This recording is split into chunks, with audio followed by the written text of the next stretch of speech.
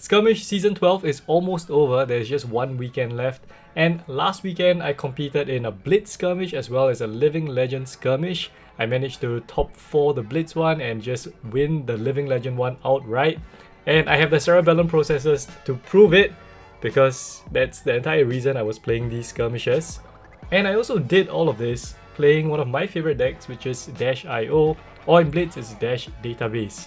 So I thought I'd just do a very quick and dirty introduction to the hero in both of these formats, as well as a classic constructed deck list, because I really think that this hero is viable in all 3 formats and is powerful in all 3 formats. But for the classic constructed one, I do actually have a Metafy page that I just set up, and I just published this -IO CC guide. It's a really in-depth guide going into how to play the hero, the different card choices, my current build, as well as a whole host of sideboard guides for all the top decks in the meta right now. Now I'm still building up this Metafy page. I hope to post a lot of video content here as well, and a Blitz and Living Legend guide to follow this CC guide.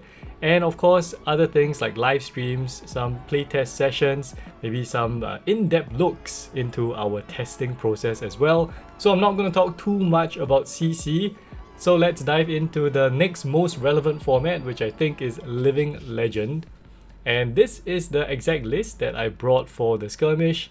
And if you already seen some of my deck tech videos, you know that I like to have a clean 60 in the main board. So we have the usual spread of 15 items. Oh, let's talk about equipment, I guess. So this is the equipment that I brought. We have adaptive plating for blocks, crown for the draw, heavy industry for block as well as action point, and our only weapon, Symbiosis Shot and Teklo Foundry Heart, which is not our only chess piece. But yes, items, we have the main 15, backups, Boom, Boom, Cerebellum, and Teklo Core. And the power cards, we have Max V, we have Spark of Genius, and we have High Octane because it is legal in Living Legend. And this is what pushes the deck. This was the reason, well, it was banned because of its interaction with Cerebellum processor last year. And in the blues, we have 15 blues. I think notably here, we don't have like throttles or zipper hits. Instead, I'm running Outpace. And then the yellows, we have 12 yellows. And the majority of these boost cards are just 0 cost boosts. And then the 1 cost boosts have a good effect, such as Outpace, Pulse Wave Harpoon, or just above rate like Zipper Hit. So the main aim of this deck is first of all to race.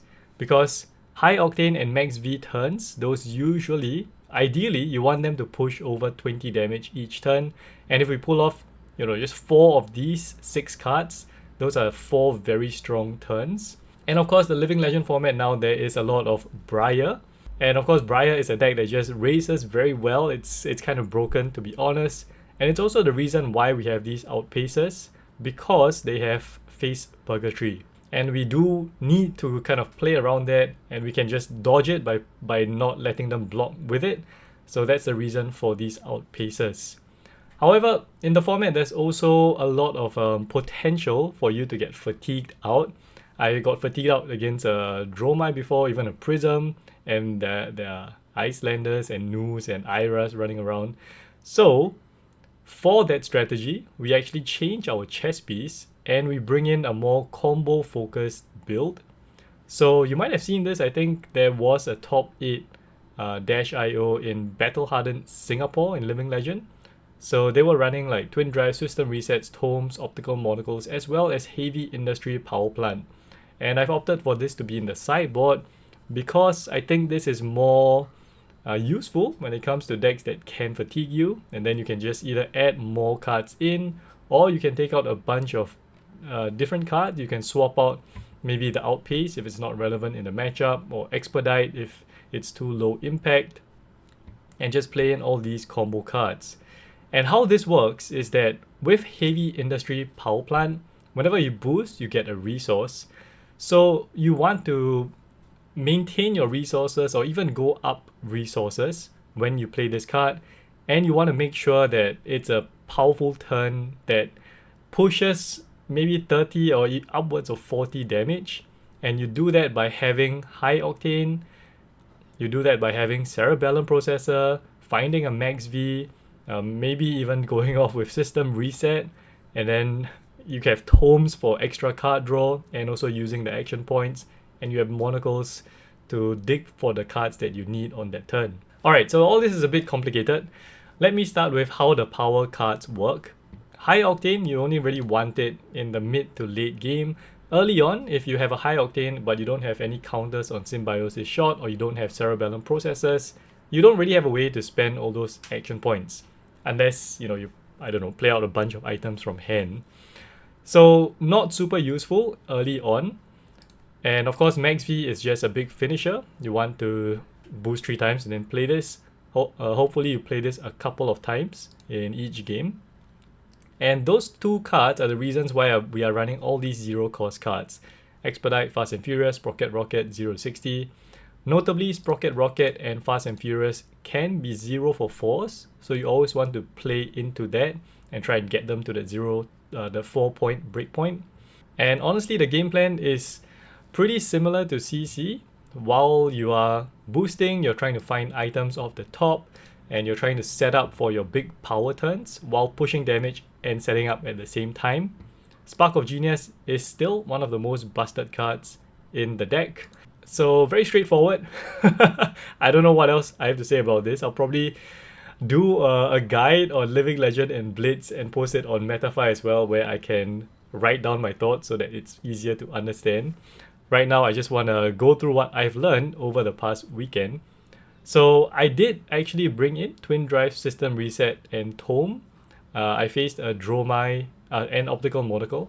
I faced a Dromai in the Living Legend final, and I thought I would just test this out. So what happened is that you want to try and set up a Monocle early on. You want to try and set up a High Octane in the arsenal early on. And then when you have Cerebellum on the field, and you have a Spark, for example, to find a second Cerebellum, that's when you kind of go off. You want to pitch one into Heavy Industry, and then pitch another one into High Octane. Hopefully you draw a 0 cost boost card, or if you don't need that, maybe you draw a Max V or Power card. You usually don't want to draw an item off of High Octane unless you need a pitch card, which you normally don't because you have Heavy Industry Power Plant. From there, you boost, you get resource, you boost, you get resource, and you just keep boosting until you find one of your power cards. And that's where Monocle helps, because sometimes you just can't boost enough cards away, so you need to use Monocle to opt to find your power cards. And what you're looking for is Processor. You can play those off the top, because with High Octane, playing them off the top and then using it to draw a card, you get to use the action points. Failing that, you're looking for Spark of Genius as well, which finds Cerebellum Processor and refunds you a card. Or you're just looking for High Octane and Max V. And that's how you push big damage turns. If you already have a Max V set up, you can even do a double Max V turn. That has happened before, because Heavy Industry Power Plant allows you to go up on resources when you play a 0 cost boost. So you boost this, you get 2 resources. You boost a 0 cost, you get 1 resource. You boost another 0 cost, you get another resource. And then every other 1 cost boost basically refunds you that resource. And that's why Twin Drive is so powerful as well, because you boost twice and you get back the 2 resources. So it becomes a 0 for 5 in that sense. You still need to pitch the initial 2 pitch for that. Oh yes, and of course you're looking for Tome and System Reset. I forgot, you have even more power cards when you add this in. So System Reset, I found it a bit trickier to work, but when it does, it's just ridiculous. So ideally you have 2-3 items out that can crank, and then because you have the resources available from the power plant, you can just put this like x2 or x equals to 3, banish your items, and then they come in, you crank them, you get the action points, and then you can keep drawing.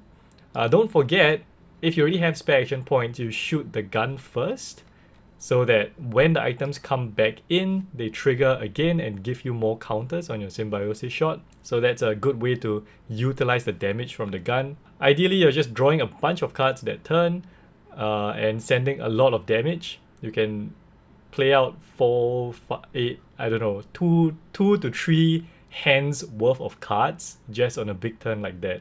So that's kind of what happened.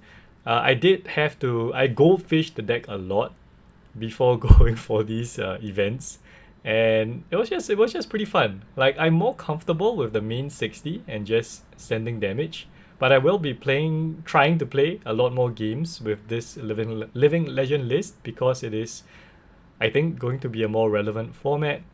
And I do have like my AB3 here and Misfire Dampener just as a, I don't know, Kano respect. I think Kano is a thing.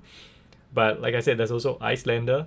And Icelander, usually they just kind of race you from my experience. I've never beaten them because they're all piloted by very good players. So yes, this is my Living Legend list. Once again, I will start to make a guide for that. I'll probably combine it with the Blitz guide. But let's get into the Blitz deck.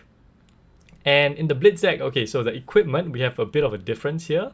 I have actually gone with Clockwork's Tinker Rings and Adaptive Plating. The reason is because the games are much shorter. You only start at 18 life. So you want to guarantee that the Adaptive Plating always has an item to galvanize. So you always get the 5 block from this. And then Crown, Symbiosis Shot, Tackle Heart, these are the same.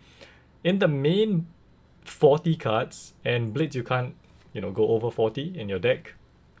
We basically have the same bunch of cards. The only difference is that I've cut back on one backup, cut back on one sprocket, and I've added 2 Fender Benders in here. The reason for that is because, like I said, the games are shorter and I do want to have more access to more breakpoints. The format is also filled with different heroes. For some reason, there's a lot of Florian. Well, Florians are good, I guess. But there's Florian, there's Aurora, there's Chaos. So those heroes just tend to have a lot more armor. And I just thought having another breakpoint, Fender Bender, which also kind of dissuades armor block in that sense, would be a slightly better option than Expedite. Expedite also is just a 0 for 3. It doesn't help you if they're trying to fatigue you, and that does happen in Blitz, where it's quite easy to get fatigued on a 40 card deck that wants to draw a lot of cards and boost a lot of cards. Other than that, the deck is pretty much the same. I think maybe with the exception of T-Bone as well.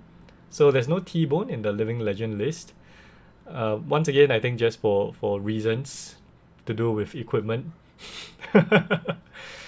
Honestly, the game plan is very similar in the sense that you still have your 4 power cards, High Octane and Max V, and you're always playing towards these cards. The sideboard is also very similar. We have the Heavy Industry Power Plant. This time there's only space for 1 Monocle and 2 Twin Drives. I don't think you necessarily want System Reset in this list, and it's just overkill at that point. System Reset, you really want to go through a lot of your deck, and this deck doesn't have a lot to go through to start with. But if you're playing this Twin Drive, Optical Monocle, Heavy Industry Power Plant, then you probably want to cut your Fender Bender, maybe your Sprocket Rocket, and put in those 3 cards. But yeah, I managed to do some pretty disgusting things with this build. Going off with High Octane always feels great. Oh, I forgot about Balance of Justice. It's here just because there were, I don't know, maybe there were Chaos and they sometimes draw 2 cards. I didn't use it at all, so not something I'm experienced with. But I did play this exact list into Aurora. I beat 1 Aurora. I beat 2 Florians with the Optical Monocle Twin Drive nonsense, Heavy Industry Power Plant nonsense. Basically, if you have time to set up, you want to set up for the power plant turn, because that turn pushes, like I said, 30-40 damage, and in a Blitz format that's just kind of not fair. It's kind of like a 1-turn kill. So yes, I think the deck is very strong. High Octane is still very powerful in these formats. I will once again organize my thoughts a bit better, put them into a guide. And as for the CC list, I think if you haven't seen my previous video, I did a deck tech, and that's exactly the same deck as this. So yeah, like I said, just a very quick and dirty introduction to Dash in all 3 formats. I'm pretty sure there are ways to optimize my lists, and I hope someone out there figures out a way to make this a bit better, because I do want to play more of her in upcoming tournaments. So yeah, let me know your thoughts down in the comments below, and I'll see you all next time. Bye bye.